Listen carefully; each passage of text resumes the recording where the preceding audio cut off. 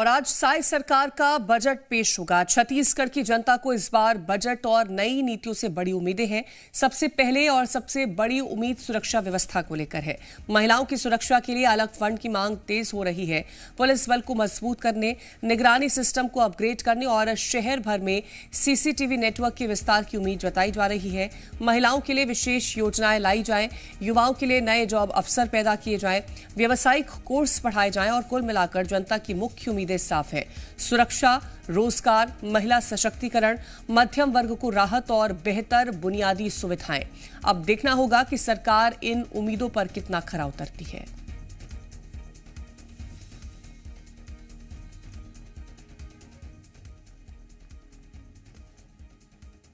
तो कई सारी उम्मीदें जनता को हैं आज बजट से।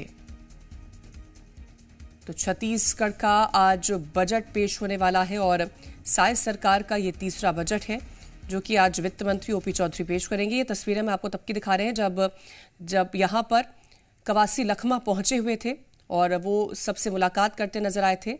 राज्यपाल रमेन डेका और विधानसभा अध्यक्ष डॉक्टर रमन सिंह भी मौजूद थे। तो ये तस्वीरें थीं छत्तीसगढ़ के विधानसभा सत्र की और इस दौरान कवासी लखमा सबसे यहां पर मुलाकात भी करते हुए दिखाई दिए थे।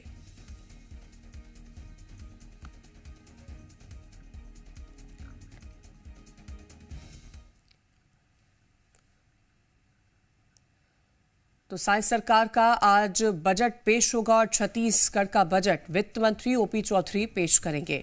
वित्त मंत्री तीसरी बार ये बजट पेश करेंगे और आज दोपहर 12:30 बजे ये बजट वित्त मंत्री के द्वारा पेश किया जाएगा, जिसमें 2026-27 का बजट रहने वाला है। और छत्तीसगढ़ बजट सत्र और प्रस्तावित विधेयक विधानसभा का बजट सत्र 20 मार्च तक चलेगा और वित्त मंत्री ओपी चौधरी आज दोपहर 12:30 बजे 2026 और 27 का बजट प्रस्तुत करेंगे। 26-27 फरवरी को सामान्य चर्चा, 9 से 17 मार्च के बीच में विभागवार अनुदान मांगों पर विचार। इसी के साथ ही 17 से 18 मार्च को विनियोग विधेयक पर बहस व प्रताड़ीकरण भी प्रस्तावित होगा। इस सत्र में छत्तीसगढ़ धर्म स्वातंत्र्य विधेयक 2026 और छत्तीसगढ़ लोक सुरक्षा परिवर्तन विधेयक 2026 लाए जाने की भी संभावना है, जिन पर राजनीतिक और सामाजिक विमर्श तेज रहने वाला है।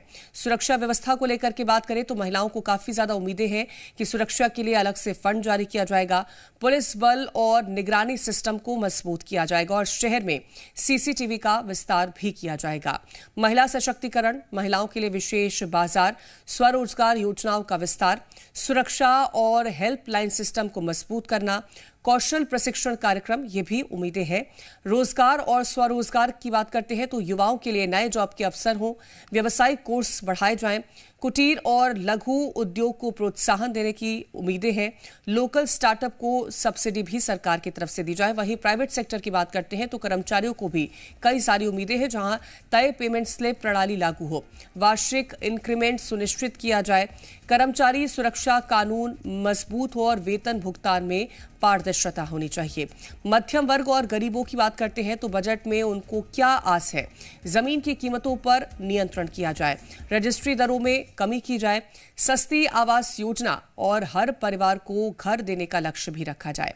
शहर का इंफ्रास्ट्रक्चर, जिसमें लोगों को उम्मीद है कि सड़कों का उन्नयन किया जाए, बिजली पानी की जो व्यवस्था है उसमें सुधार किया जाए, शहरी विकास के लिए विशेष बजट हो, बुनियादी सुविधाओं का विस्तार हो, इस बात की भी उम्मीद है। और उम्मीद इस बात को भी लेकर के है कि महंगाई और विकास जो सरकार इस पर ध्यान दे, महंगाई को नियंत्रण के लिए ठोस कदम निकाले जाएं, नए स्किल डेवलपमेंट सेंटर हो, युवाओं के लिए ट्रेनिंग प्लस प्लेसमेंट हो, स्थानीय रोजगार सृजन किया जाए, ये भी उम्मीद है। और जनता की मुख्य उम्मीदें क्या है, जिसमें है कि सुरक्षा हो, रोजगार मिले, महिलाओं का सशक्तिकरण हो और मध्यम वर्ग को राहत मिले और बेहतर बुनियादी सुविधाएं मिलती हुई नजर आए।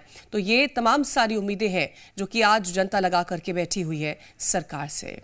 और संवाददाता राजेश निषाद हमारे साथ जुड़ गए हैं। राजेश, क्योंकि बहुत सारी उम्मीदें सरकार से रहती हैं और थोड़ा ही वक्त बचा है जब उम्मीदें साफ हो जाएंगी कि क्या सरकार का बजट उस पर खरा उतर रहा है कि नहीं, अलग अलग सेक्टर्स क्या उम्मीद लगा के बैठे हैं?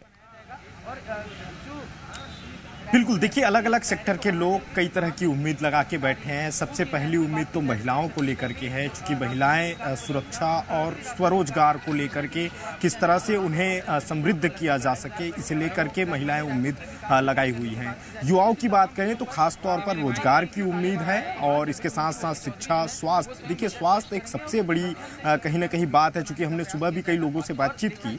लोगों का ये कहना है कि छत्तीसगढ़ में जो स्वास्थ्य सुविधाएं हैं वो बेहतर होनी चाहिए और इस दिशा में कहीं ना कहीं उम्मीद यही जताई जा रही है कि जब बजट पेश करेंगे वित्त मंत्री ओपी चौधरी, तो स्वास्थ्य को लेकर के कहीं ना कहीं कुछ बड़ी चीजें इस बजट में हो सकती है।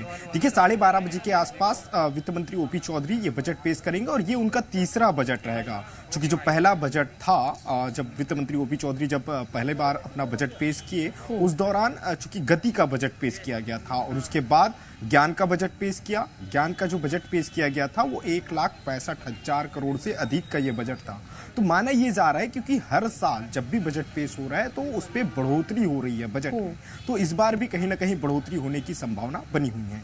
देखिए वित्त मंत्री ओपी चौधरी के निवास पे ही हम मौजूद हैं, चूंकि अब से कुछ समय पश्चात वित्त मंत्री ओपी चौधरी जब निकलेंगे अपने निवास से, तो चूंकि निवास पे ही उनका एक मंदिर है, पहले वो पूजा अर्चना करेंगे। पूजा अर्चना करने के बाद यहाँ से वे सीधे राम मंदिर जाएंगे। राम मंदिर में भी पूजा अर्चना करने के बाद सीधे विधानसभा पहुंचेंगे और देखिए 12:30 बजे बजट पेश करते हुए वित्त मंत्री ओपी चौधरी नजर आएंगे। और जिस तरह तमाम छत्तीसगढ़ के लोगों को उम्मीद है कि इस बार जो बजट पेश होगा वो कहीं ना कहीं समावेशी बजट होगा, क्योंकि सरकार की ओर से भी लगातार यही बात कही जा रही है कि समावेशी बजट होगा और छत्तीसगढ़ को जो विजन 2047 है उसको किस तरह से आगे बढ़ाया जाए, जो लक्ष्य निर्धारित किया गया है उसे कैसे आगे बढ़ाया जाए, उस दिशा की ओर कहीं ना कहीं ये बजट हो सकता है। बिल्कुल। और राजेश, आपके साथ सत्यप्रकाश भी मौजूद है, उनसे भी ये जानिए कि 2 बार का जो बजट है, क्योंकि हर बार एक बजट जो हमने देखा, एक बार ये था कि ज्ञान पर फोकस था, एक बार गति पर फोकस था, इस बार का फोकस क्या हो सकता है और क्या अलग अलग अगर हम बात करते हैं जिलों की या फिर हम नक्सलवाद की बात करते हैं तो बस्तर के लिए क्या कुछ कोई फोकस रहने वाला है, कुछ उसको लेकर के खास? बिल्कुल, देखिए सत्यप्रकाश जी हमारे साथ मौजूद हैं। सर 2 बार अभी इससे पहला 2 बजट पेश किया जा चुका है, किस तरह का बजट आप ये पुराना बजट देखते हैं और खासकर बस्तर की जो बात हो रही है, एक डेडलाइन भी सेट किया गया है 31 मार्च 2026, तो नक्सलवाद तो खात्मे की ओर है, उन इलाकों को कैसे मजबूत किया जाए, इसे किस तरह से देखते हैं इस बजट में? क्या राजेश, सबसे ज्यादा समझने की जरूरत है कि अभी न सिर्फ 31 मार्च तक नक्सलवाद से मुक्ति की घोषणा है, बल्कि अगले 5 सालों में छत्तीसगढ़ के जो बस्तर संभाग के 7 जिले हैं, उन 7 जिलों को देश का सबसे विकसित आदिवासी जिला भी बनाना है और ये भी समय सीमा तय करके गृह मंत्री अमित शाह गए हैं। तो उसे परिलक्षित करते हुए जरूर इस बजट में कुछ ना कुछ महत्वपूर्ण मुझे लगता है कि घोषणा होगी। और इसके साथ साथ चूंकि ये बताया जा रहा है कि ये जिस तरह से पहला बजट ज्ञान का रहा, फिर गति का बजट रहा, तो एक नए थीम के तहत ये बजट रहेगा और ये जो थीम रहेगा उस ज्ञान और गति को पूरा करने वाला रहेगा। मतलब जिस गरीब कल्याण की बात पहले हुई है, जिस युवाओं को बहुत आगे ले जाने की बात हुई है, टेक्निकल हब बनाने की यहाँ बात हुई है, अभी जिस तरह से खनिज कॉरिडोर केंद्रीय बजट में घोषणा हुई कि खनिज कॉरिडोर की बात हुई, कॉरपोरेट कॉरिडोर की बात हुई, तो उसे कैसे आगे बढ़ाया जाए राज्य में, इस पर तो फोकस होगा ही, लेकिन साथ साथ जो मूलभूत चीजें हैं उस पर भी फोकस होगा। एक और बड़ी जानकारी ये आ रही है कि आम लोगों से जुड़ा हुआ, गरीबों से जुड़ा हुआ कोई बड़ी घोषणा भी आज वित्त मंत्री कर सकते हैं। इसके अलावा यदि हम देखें, चूंकि 2 बजट जब वित्त मंत्री ओपी चौधरी पेश किए, एक डिजिटल, उसके बाद खुद अपने हाथ से 100 पेज का उनके द्वारा लिखा गया था, तो हर बार कहीं ना कहीं अलग अंदाज में पेश करते हैं बजट। इस बार क्या खास हो सकता है? देखिए, मेरी जो जानकारी है, मेरे जो सोर्स बता रहे हैं, पिछली बार जिस तरह से हाथ से उन्होंने लिखा पूरे बजट को, पूरे पन्ने को, और उसे दिखाया भी, उसे पढ़ा उन्होंने।